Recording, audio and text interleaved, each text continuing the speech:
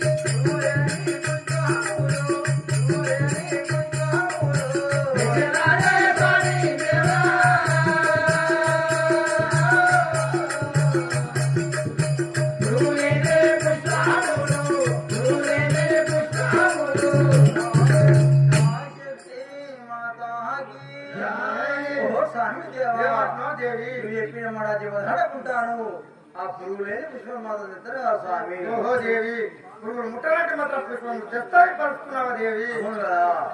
శక్తి మాత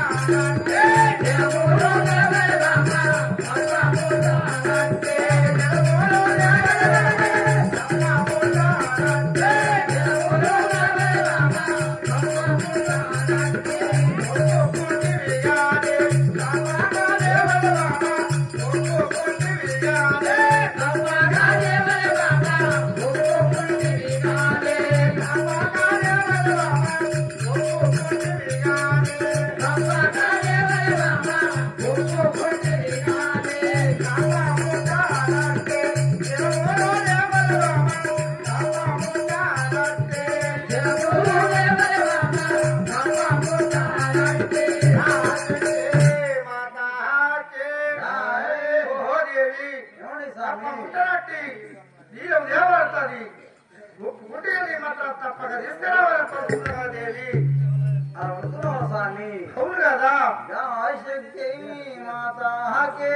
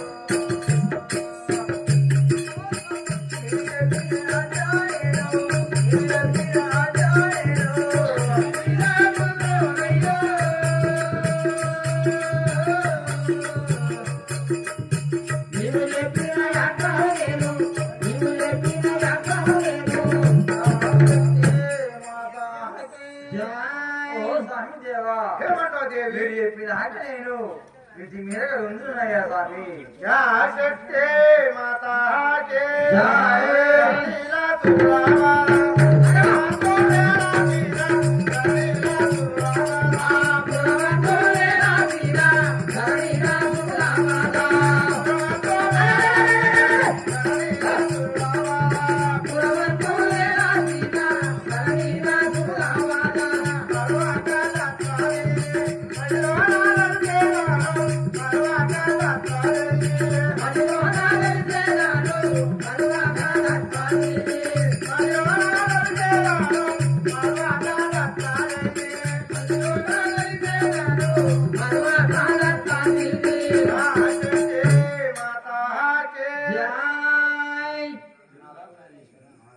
ప్రాణేశ్వరదేవి నాకు ఇంటైతే జలము పురుగు ముట్టలే పుష్పములు తీసుకుని వచ్చే స్వామి నాకు సెలవు వేరు కదా అదే విధంగా ఎల్లు కదా దేవి శక్తి మాతాకే శక్తి మాతాకే శక్తి మాతాకే శివభక్తుల శక్తి మాతాకే పూర్వజన్మా మందు నగర్మా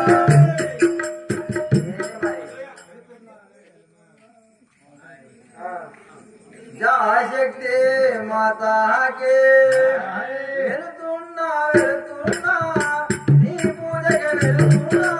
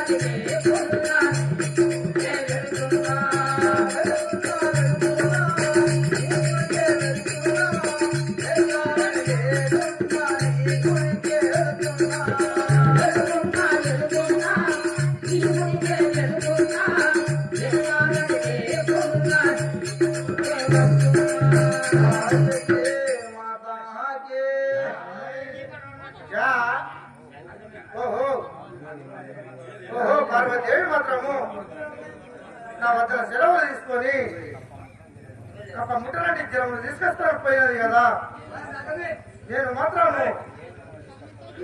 నేను మాత్రం ఏ విధంగా తీసుకొస్తుందో చూశాను కదా ఇప్పుడు గంగా దేవి వద్దకు వెళ్తాను కదా జలం మాయం చేస్తాను కదా జా శక్తి మాతాకే మమ్ము గురు శరణం సర్వ పాపరణం గురు శరణం సర్వ పాపరణం గురు శరణం సర్వ పాపరణం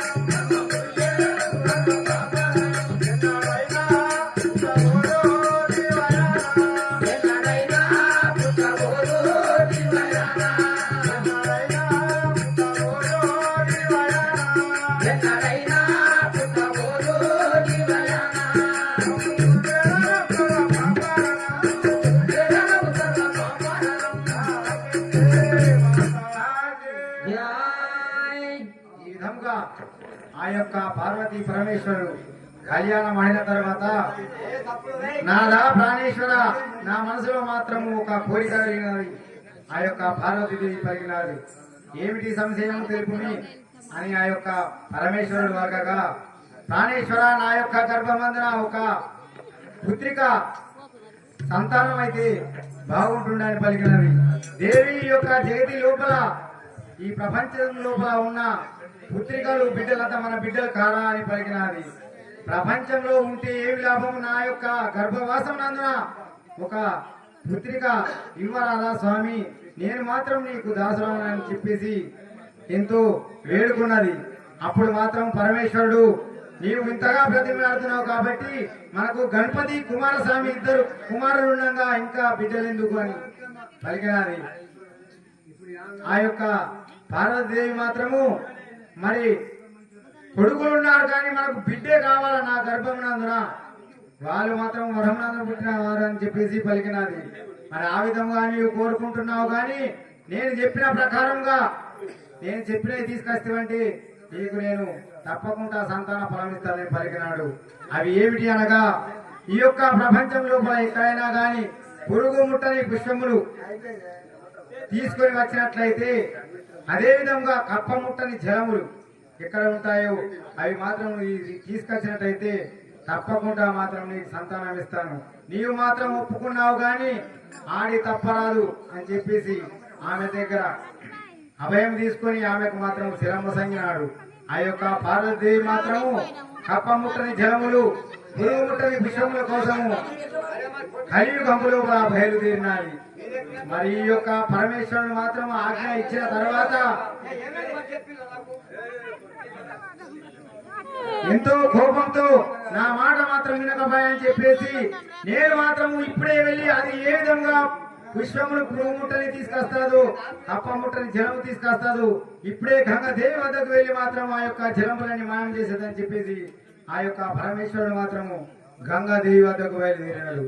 మరి ఆ యొక్క గంగాదేవి మాత్రము మన ముందుకు వచ్చి ఈ విధంగా ముచ్చటిస్తారు చూద్దాం. గంగాదేవి వచ్చే సమయం అవుతున్నది కాబట్టి ఆ యొక్క భూత వాళ్ళు గంగాదేవికి అయారం సమర్పిస్తామన్నారు కాబట్టి అయారం తీసుకొని స్టేజ్ వద్దకు రాగలని చెప్పేసి కోరుచుందాం.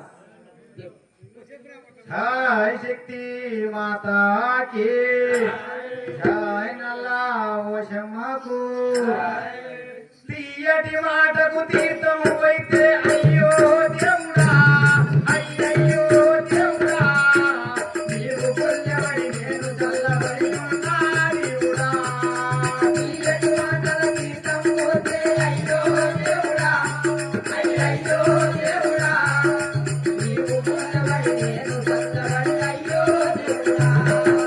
తీయటి మాటల తీర్థము అయితే అయ్యో దేవుడా అయ్యయ్యో దేవుడా నీవు పుణ్యమని నేను చల్లబడి దేవుడా.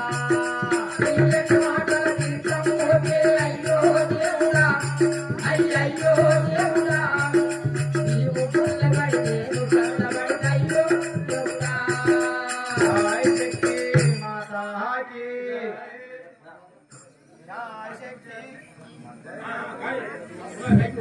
जय शक्ति माता की गंगा भवानी रानी करनी कावम्मले गंगा भवानी रानी करनी कावम्मले गंगा भवानी रानी करनी कावम्मले गंगा भवानी रानी करनी कावम्मले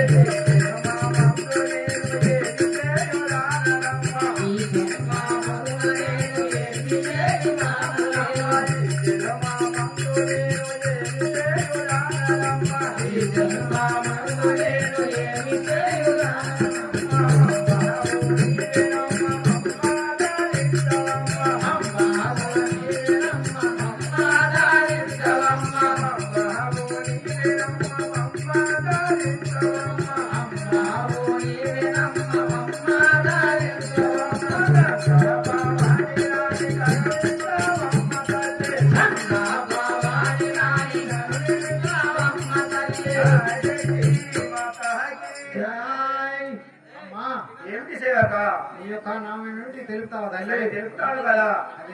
శక్తి మాతకి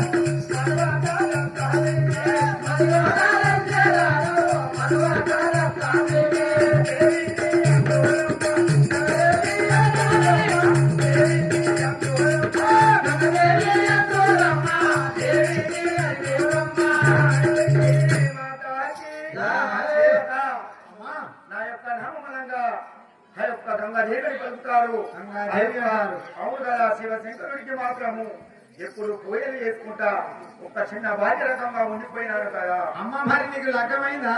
లగ్గమైంది. నీ యొక్క భర్త పేరు ఏమంటారు? నా యొక్క భర్త పేరు మాత్రం భోలా శంకరుడు అంటారా? అవును కదా.